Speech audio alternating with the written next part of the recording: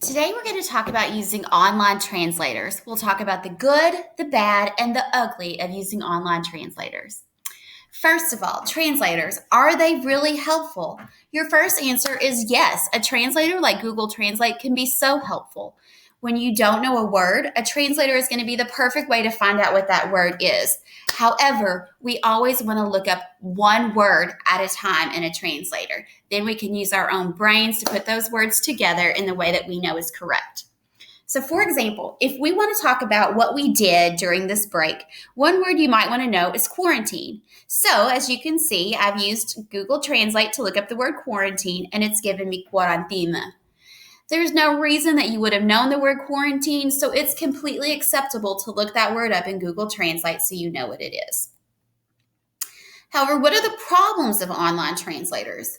Sometimes in English, we have a word that has more than one meaning. Translators don't know the difference. For example, you might have a word that can be a noun and a verb. Those words are the same in English, but they're different words in Spanish, and a translator won't know the difference.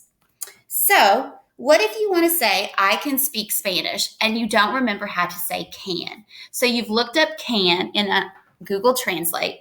When I looked up can in Google Translate, I got the word lata. A lata is an aluminum can. So if you looked up the word lata when you're trying to say, I can speak Spanish, you would end up saying, yo lata hablar español. Instead, we know the verb poder means to be able to. So rather than saying, yo lata hablar español, you think about what you know, you remember you know the verb poder, and you say, yo puedo hablar español. I've used this example because this is one of the examples that I see the most from students who are trying to say, I can, you can, and they use Google Translate and get the word lata. So a translator won't always know the difference between a noun and a verb. Another problem with online translators can be that translators keep you from using the vocabulary that you're actually responsible for learning in this class. I have given you a vocabulary sheet for each unit. That's the vocabulary that I want you to know. So, for example, one word may already be on your vocabulary list, but there might be another Spanish word with that exact same meaning. The verb on your vocabulary list is the one that I want you to know.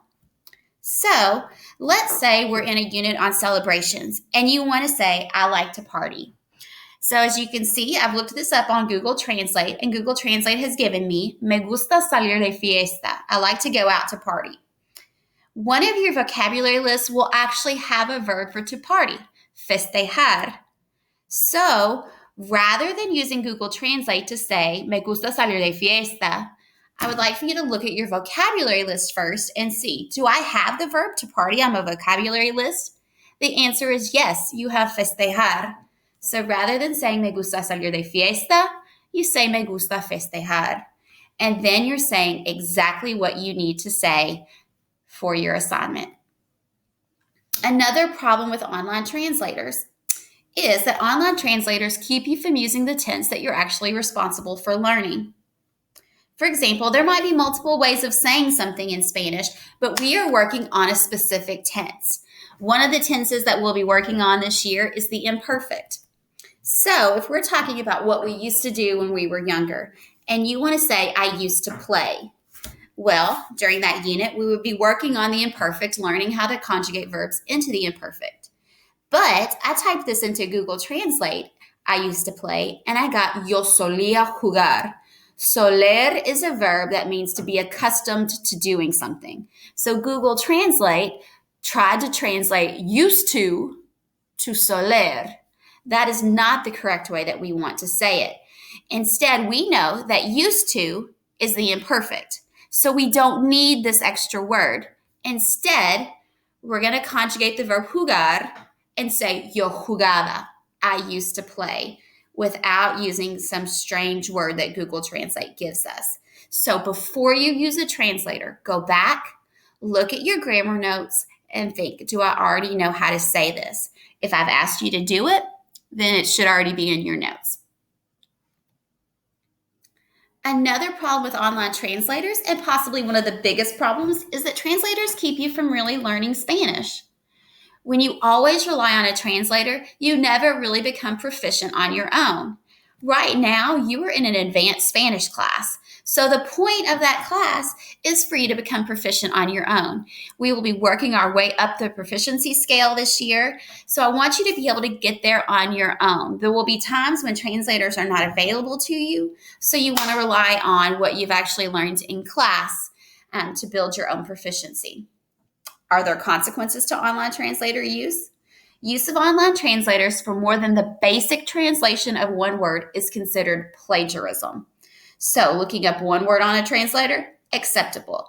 When you put a full sentence into a translator, that is no longer your work, and that is considered plagiarism. Plagiarism will result in an office referral. An office referral for plagiarism will require you to complete the school plagiarism training.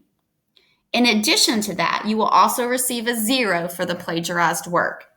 So, if you're in the habit of using online translators, get out of the habit this year and we'll work through that together.